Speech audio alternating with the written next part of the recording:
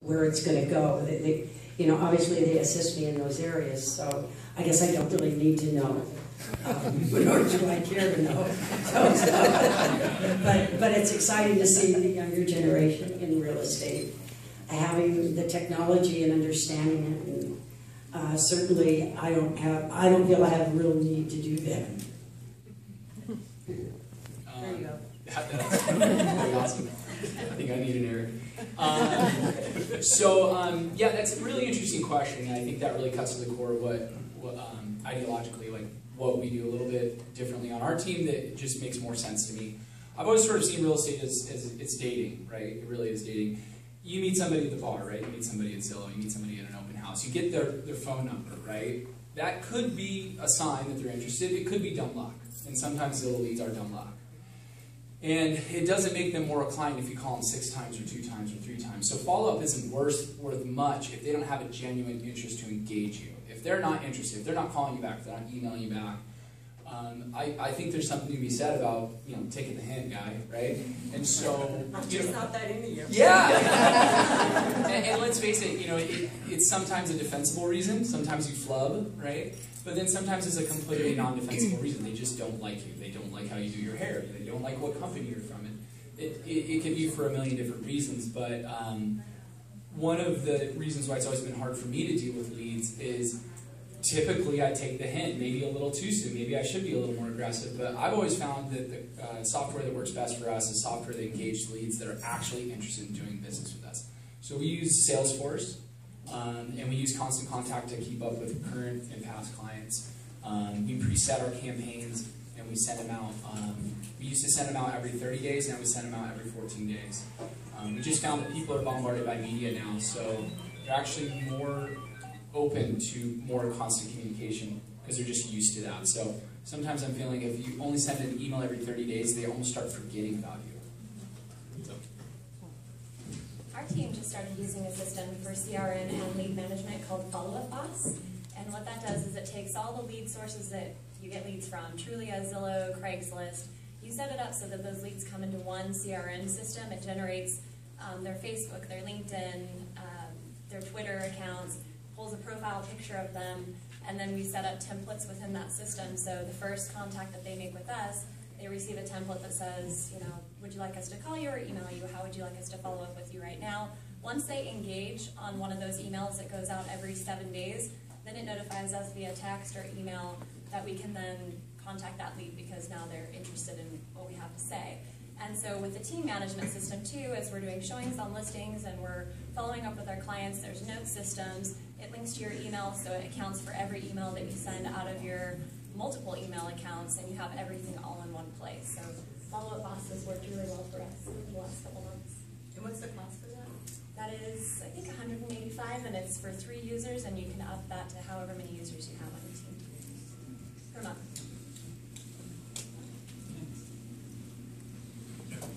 All right. What are the 3 things? What are the 3 things you would tell your rookie self to do that you now know, looking back? Donna. Let me see. Your rookie self. My rookie self. Well, you know what? I think I can think of all the different courses that I took as a rookie. You know, from the Mike Ferry boot camp to the oh goodness, I mean, I can't remember all of them. But back then, I think probably follow through is really important. And I think as a rookie, I wish I probably would have followed through more on some of those. I didn't like scripts, so it took me forever to understand that scripts are okay, and I think that's something I should have embraced earlier. That just one of the items, I think. But yeah, there's probably a few things, but I think the biggest is you invest the dollar to go to some of these, like the Mike Ferry training or some of the newer training that's out there. You know, I think following through, you know, to where it becomes a pattern and a habit. I think that's what I think I would have done that a little differently. So they always said that it takes 30 days to break a habit. So Seth, when you were taught to do 30 days of open houses, would you advise that to somebody else? Yeah, I mean, I I think us real estate agents were all a bunch of wussies. And some of us got into this business, and we have to be honest with ourselves, that we just didn't really like work. We wanted to break the 9 to 5 because we wanted 10 to 3, right? I mean, we say, we want to make our own schedule. I think if you bust your butt Monday through Friday, Saturday and Sunday's yours. And you can convince people that. I don't work Saturdays and Sundays. I'm going to be in a goofy outfit on Sunday for polo. You know what I mean? I told my clients I'm busy, and that's how it is. And even new agents, it's even more important because you come in with all this fervor and all this energy, and you burn yourself out twice as fast as anybody else. And I think when you realize this business is a marathon, you pace yourself a little bit different. I think it's important. My thing that I said is, I've run a team now for almost 10 years, and I found a lot of problems with hiring brand new agents. I used to think I could mold them into my great style.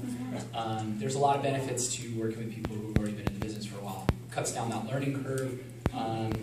But new agents on teams obviously have their place, but you don't want to fill up your entire team with new agents, which I've done before. And then at the end of the day, listings are the key to business. Everything spawns from listings. It's more true now than ever. And then also just pay yourself along the way. I made the unfortunate mistake of, not necessarily living a lavish lifestyle when in boom times, but actually just reinvesting in the business. We're all so obsessed with growth that you just spend every penny you make back in your company. You have to remember to set some money aside because recessions happen. I think we all kind of know that now. So that's what I tell everybody. Thank you. Miguel, what are the 3 things you would tell your rookie self to do now that you know, looking back? The first one is that I spent too much time learning to be a realtor and not enough time learning about the business. I've been in the business 16, 17 years, and still to this point, I keep thinking, well, should I start a brokerage? Should I have looked at the business differently? Should I have done some business internationally? I had a lot of international clients.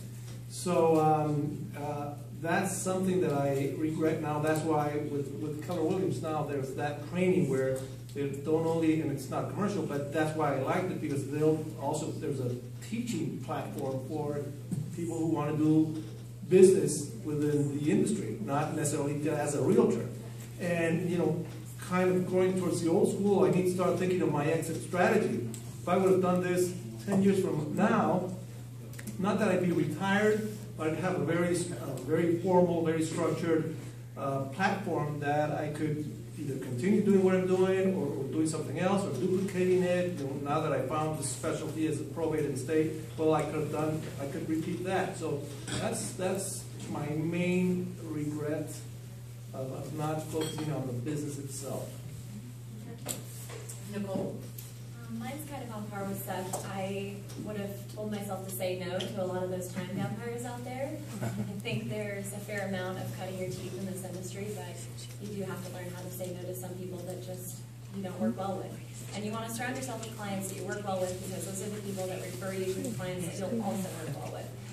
And then also not wasting so much money on lead generating platforms that don't work, and having more client appreciation events versus paying big bucks with websites for strangers. They always say there's 3 types of clients: repeat, referral, and strangers. So I like to stick to the first 2. Good. All right, Tammy. I think that one of the best things I did when I started was I actually joined up and I was with a team, and I think that's a really great way to not to have to reinvent the wheel, and so we feed you leads until you get up to par and get your client base going, and then you can kind of find what you like to do, what part of the business you like to do, whether it's estates or REOs or whatever it is, and just work in that, because if you find what you like to do, you're going to do that very well.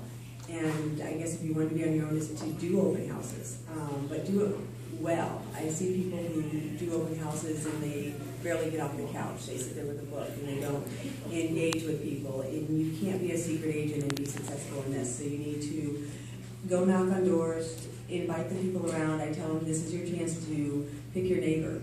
And to, a lot of times when we do an open house, when I do make an appearance, if it's in a neighborhood I like, then we do what's called a mega open house, where we'll actually do like a luncheon for the owners in the neighborhood, and I'll come there for that first hour, so that you're really engaging with the people. And you're right, don't get there at 1 o'clock. One of the old realtors that was very successful years ago in Coronado, Anthony Berlano, he used to actually go early, and he'd always be sweeping the sidewalk and just working around there so that people got to see him doing work. We would go plant flowers, and that's really great in a neighborhood that you want to be known and be seen. So just get out there and let people see it. All right, 3 things. One. Yeah, one is I was 400 sales into my career before I realized that I should call my past clients.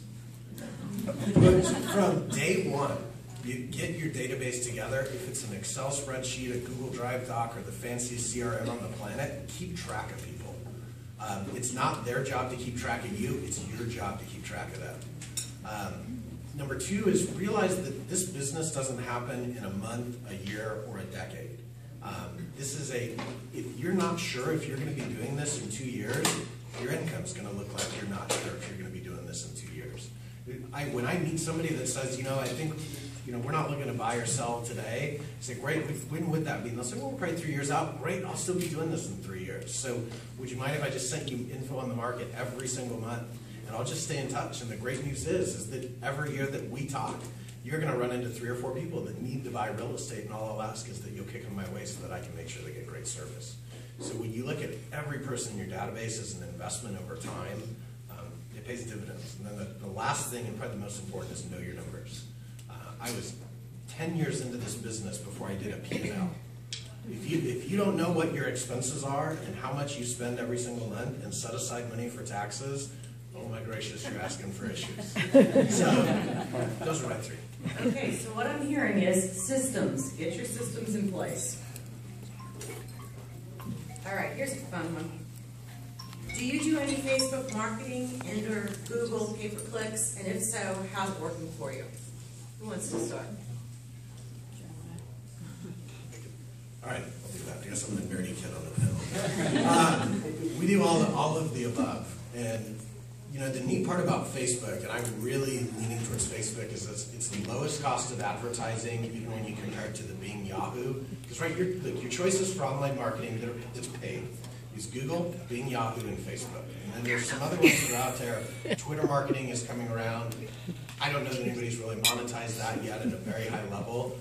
But here's what I like about Facebook, is I can say I want homeowners that live in Solana Beach that make between X and Y dollars, that are more likely to move in the next 3 months, that have recently had an addition or a subtraction from their family, and I can target market to them with a message that says, live in Solana Beach and had a new baby recently, time to move on up. One of the best things, the best real estate story I've ever heard is Madison Offenhauser, who sold Madonna 8 homes. The way that he got the initial lead is he was out on Caravan, saw a property, and thought, this would be cool for Madonna. Now, mind you, Madison's a brand new agent. Writes on the paper, the material, isn't it about time the material girl moves up, wraps it around a rock, and chucks it over the gate. Madonna called him back. That's how targeted Facebook marketing is. It allows you to get in people's face and deliver a message that's exactly for them. And our cost per lead is under $8 right now. And the contact rates on those are really good. We're getting live conversations with about 20% of the people that register. So those are really good numbers for internet lead generation. And apparently rock tossing is really low cost to do. I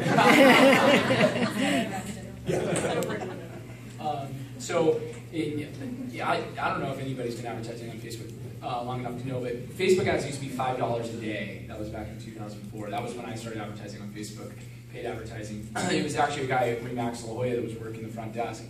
So the same day that I found out Facebook was something that I could also be a member of, because I had an .edu email address, you remember back to those days, I started advertising the very first day. I became a member so I could advertise. And so I've always believed in it. It's never been more sophisticated. It's cheaper than a lot of others, but it's always becoming more expensive as it becomes a better tool.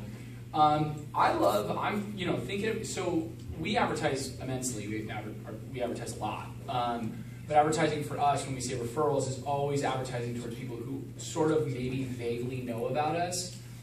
It's really reinforcing that brand. It's creating a sense of credibility for people who are already fond of you. Getting people to like you is the hardest first thing. And If you advertise in social media towards people who already somewhat like you, and then they also think you're credible, that's a really good recipe for a client. One of the hardest parts is trying to advertise towards people who don't like you or could care less. Apathy is terrible in lead gen. Yeah, we spend a sizable amount of budget towards Facebook, but it's really important to know you can't just say, I'm a realtor, give me a call. You have to focus in on, like, I've done the same thing. Do you work at Qualcomm? I sell homes on Qualcomm. Here's a testimonial from someone I sold a house to that works at Qualcomm. Like, you can do all of that on Facebook. That's really powerful, especially if you came from another industry or you already work in a niche. It's very powerful. Yeah. Well, especially like Seth said, if you have a video, if you have a testimonial video or a neighborhood video or something that you actually want to release and provide them with some really great information as part of that tool. We're just starting to get into the Facebook marketing. We mostly have been using our Facebook business page for third-party, validation. We have been encouraging our buyers that move into a new house to post photos of them moving into their new house, so that our people that follow the page can actually see them experiencing something really fantastic. And so that's how we've been using Facebook media. Yeah. I don't, the old school part of me is kicking in here, and I have that. I'm still trying now. We just came back from our luxury retreat in Florida, and what's the name of the guy who the lender? Tony Giordano? Tony Giordano, and he made a presentation and on how all the different platforms, Facebook, Twitter, and it's an art. I realized that I really need to work on that, because how to do and we're not even talking commercial or advertisement. It's just how clever his posts are. That makes it unbelievably effective for him. And that's where you have to be always present on where you're doing. You're doing an open house. You're doing anything that happens. Make sure that it's funny, that it's witty, that it's going to cause somebody to pass it on. And I do lack that part of it. I'm an engineer, so I'm as square as can be. I love systems, I love some processes. But that creativity, I can see how that works for those of you. So just really go to this guy, so follow him, and that's what I'm going to do. I'm going to start following people who have been very successful in that, and you'll find your people who have similar. You say, okay, I can relate with this guy, and I see where his humor is going, and so I would adopt some of that. Again, creativity is not my strength, but I can see how important it is. He did mention also that Twitter is huge. That the search parameters that you can put on Twitter the same way, it's incredible. So I'm catching up to that slowly but surely. People love to see the really weird things that you see in properties. Just as a public service announcement, I think it needs to be said, because we all have friends, every one of us has friends that's a realtor that advertises on Facebook. We're all on Facebook because we want to see something real. We want to see someone get engaged. We want to see someone having a great weekend. We want to hear about a story, whether it's good or bad.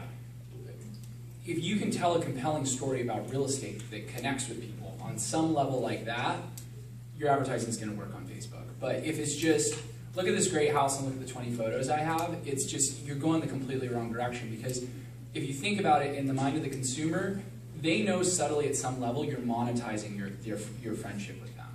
You have to think about that. It's like when we all get into, like people get into MLMs and we all kind of cringe. Essentially, if you use Facebook to advertise, you're at some level sort of a multi-level marketer. So I think it's really important to create a genuine message in your advertising. Not that MLMs are bad, I'm not trying to sort of... Well, in Jeremiah's case, where it took him how many years before he called his past clients? I mean, Facebook would be wonderful for him, because you can like what your kids are doing. And follow your clients on sports. What Seth said is exactly right. I can't count the number of times I've heard agents go, well, I don't want my clients knowing what I'm doing in my personal time. Get over it. They're going to know. Yeah, and the likes are public. I mean, this follow-up boss system that we use that tells us what our clients actually like gives us a way that we can stalk them without stalking them. So you can know what their interests are, you know what to call them about. You're not calling them to tell them, hey, do you want to come buy a house? Or, hey, are you ready to sell your house? You're calling and say, hey, did you watch that Broncos game the other day? I mean, you're really engaging with them on the level that they appreciate. I want to add on that, because as much as I don't post on Facebook, when I first joined, that was my source of birthdays, anniversaries, kids' birthdays, hobbies. I have a database, it's called ACT, that I have the ability to create different fields, and I can search and sort through those fields. So, I've got all of the above. I've got who likes the bike, who likes wine, who likes, you name it, everything that I learned from them. I even call them the day before, hey, remember it's your anniversary tomorrow, just, you owe me one. FYI. It's just a very soft touch, and we all laugh about it. And every time, now that I'm a prospector, so I'm calling, every time I'm talking to somebody, just, I'm always listening to, I just came back from this, or I have my anniversary, or my kids, and I write it all down, I put it in a new field, and then I beat them to the punch, and they're completely amazed. Boy, you really keep track of that. So birthdays, we send them, my wife Aurelia here, she does that. We send them for the birthdays, we send the guys.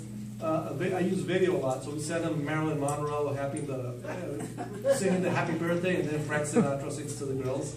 So, and we have about 450 people that we send birthdays every. She called me, okay, Miguel, send me all the birthdays of May. So we're like, she puts them together, and they go out, and invariably they open it because it's a video. So that's where we really use that information for Facebook. Now we just need to kind of continue participating in it. Okay.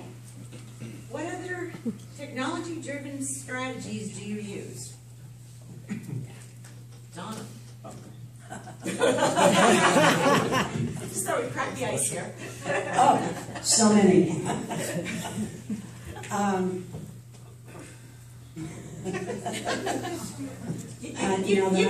old school. I'm still mourning the loss of the MLS books. So, but and I'm listening to the discussion on Facebook. I do look at Facebook. I can see what my grandkids are doing. I constantly what my kids are doing. I'm not familiar enough. I've never posted on Facebook, I don't think. Or maybe I So, by other technologies I use, I actually defer that to people that are a little more capable than me at it. So I can't even tell you. I know that we do something with a wolf. And others, I know we got a lot of lead programs. That's awesome. But other people in my group handle that. I don't. And I don't want to. Okay, that's fair. Thank you. Oh my God, I'm crying. I remember when I was a little kid, my dad was vice president of a bank, and he had brought home some applications from job applicants. And the question was, what office equipment do you operate? And somebody had the audacity to put down stapler to say they didn't get the job. Okay, Seth? You know what? It's funny because we have struggled forever with like lead gen software. We just haven't had the best. I mean, it's probably how we use it. But when we do have clients, one thing that we really realize more than anything is I actually painstakingly went back and looked at the clients I got really steady referrals from. I had like one person send me like 20 deals in my life. That's insane, right? That's a gold mine. But then some people who I would go hang out with socially that I sold a house to that would never send me deals. And I tried to figure out what the difference was because it was really perplexing. And just about 18 months ago, when I finally did this, I realized there was no problems in the transaction. That was the only thing I could find from the people that sent us referrals, is there was never a hiccup. Whether it was my fault or someone else's fault, they had seamless transactions. So we actually very consciously took some money out of some of the software we were doing that was lead gen based, and we put it all into transaction management software, specifically adopting things like DocuSign and Salesforce, and people getting emails every day in the transaction or text messages, being very communicative so people know their way. So there's a really weird way of thinking about it, but the actual process, since we've been doing this for 18 months, has really bore a lot of fruit. Our referrals within the transaction are so much higher because I think people are so much more satisfied with the service we give them. I think we've always been pretty proactive with advertising, but we always haven't been maybe the best at customer service, to be totally honest. And we flipped it upside down, and the response has been much better. I think Brian Buffini calls it reverse prospecting. Okay, I have another question on the list here.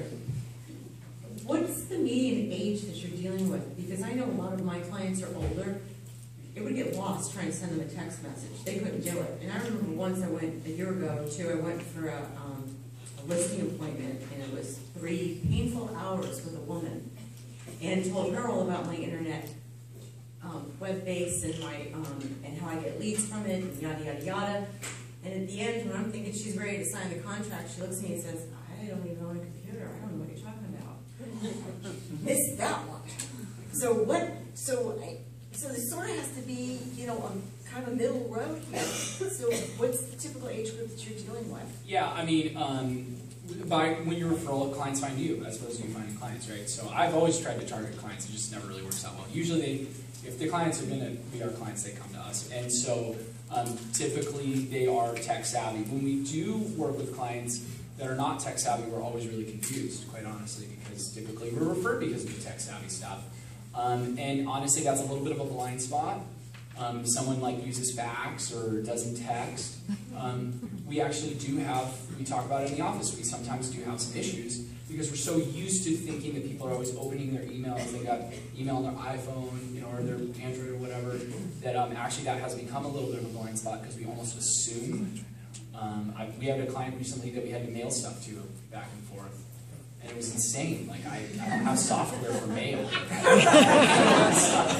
So, there's no quality control. So, yeah, typically, you know, 30 to 50. Typically all in their working life. Well, I'm somehow collecting only 80 pluses. I mean, I had an 86-year-old client who sold her home, and she told her regular home was in Palm, you know, La Quinta. And I was not driving to La Quinta for a signature. So we were staying on this phone till you learned how to use DocuSign. Game on, girlfriend, we got it. It's really hard to profile people because, I mean, right when we first meet with a client, we ask them, what's the best way to communicate with you? We've had a 75-year-old that DocuSigns and a 25-year-old that can't figure out how to download bank statements. So that's all the When we look at all these tech tools, we look at how can we be different, right? Every agent that goes on a listing appointment that you're competing with, they're going to put it in the MLS, they're going to get it on Zillow, and they're going to tell you what a great negotiator they are. So we look for the widgets, if you will, that make us different. When Seth was talking, it reminded me of something. How many of you guys have ever used a courier service to communicate with a client? Almost anywhere in the county, you can send a courier for 10 or 11 bucks. Right. So if somebody tells me, well, I don't DocuSign, I don't do this, you know what, I'll send my courier over, don't you worry about it. And we're looking for ways to take it to the next level. So one of the neat things we do is, like for the people high touch or low touch, we use a system called AdWorks. You guys are probably getting killed by them right now with e-marketing. Their listing marketing is amazing. I mean, it's 50 bucks. You get 10,000 sets of eyeballs on the property, and they email your client every day. And the email updates look like this. Your property was featured on ABC News yesterday, and it shows a screenshot of their property on ABC News, and it says your property is getting 842,000% more exposure than the average agent. Your agent is doing a fabulous job marketing this for you. You should tell them how great they are. Share this on Facebook with your friends to tell them how awesome. I mean, it's amazing. And they do it all for you, and it costs. Yeah. It's called AdWorks, AdWerx, and it's 50 bucks per listing. So every time we get a listing, I'm like, when I'm in the listing appointment, I say, so what are the most important things to you? And they say the same things, like, you know, honest, integrity, the highest price, great negotiator, what's your marketing? And we have two key things. One is that, now all you guys are also going to talk about AdWorks, but I don't tell them it's AdWorks. I say, I use my marketing company to feature your property on great sites like CNN, Fox News, ABC News. None of my competitors are doing this. I'll be the one that gets the most eyes. Second to that, if they're in the luxury market, we have an exclusive property portal where we syndicate your property to the top 84 listing portals in the world. Now, what's interesting is in the U.S. we have formalized cooperation. If Seth has a buyer, comes to my listing, he's getting paid. The rest of the planet doesn't work that way. The listing broker puts it in an online kind of website thing. Buyers go to that. If you don't have the listing, you're not getting paid. And so we have a syndication system for the top 84 listing portals in the world, including the largest portal in mainland China, where we translate all the marketing down into Cantonese and Mandarin so that the Chinese buyers that are coming to the States are getting it in their natural language in the place they would originally go. How many other agents were able to do that for you? So that's it. At that point, there's no more objection. There's no commission objection. There's nothing. We got it. I was cheering to go see that 80-something-year-old lady. That's awesome. All right, how many of you use AdWords? Okay, so my question, Jeremiah, is I thought it was zip code based. So they actually do two different kinds. They do zip codes, they sell zip codes, and they've just started doing listing marketing. So if you go to AdWords, you can click on listings, type in your listing address, it'll pull all the info and do it. And then if you use the brevity thing I talked about, that creates a single page website so that people will go from AdWords, click through to brevity, and they can request a showing right there. It's awesome. Totally. Anybody else have anything to add? You can comment. Quiet down there. I know, very quiet. As far as, I use Zillow, that's a zip code based program. We do get listings from it. Grasshopper to keep in touch with our past clients. Realtor.com, we advertise on there. We use DocuSign and Grasshopper, and Grasshopper is a really innovative phone system. I don't know however many people actually use Grasshopper, but it's a very minimal fee, and you can have the line ring to however many extensions that you'd like.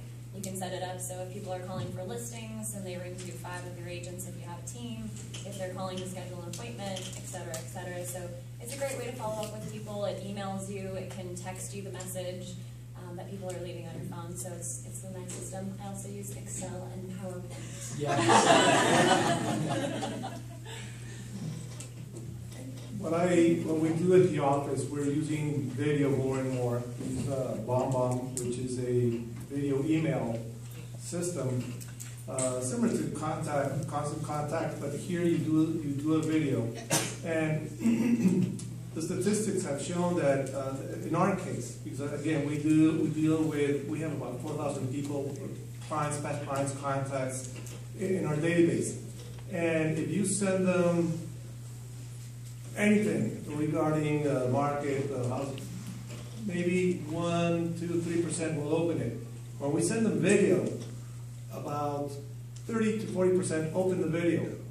And because it's very easy, because once you send the email, the video is part of the email, so they don't have to. It's not a link. Doesn't go anywhere. So we're using it more and more for example, we had our luxury retreat in Florida again, and part of the big part of going to these retreats is the networking with other luxury agents from all over the country for referrals, of course. So what I filmed a video of myself and just saying hi. We have the database of all the other agents. I told them, hey, hi, we're looking forward to see you in Florida. And I've been with Keller Williams for 2 years, so I think I don't know, out of 300 agents, I might have known 5 so far from all over the country. So we did the video. I stood in La Jolla in front of a $17 million home. I pitched the home, which is not my listing, but I still pitched it. And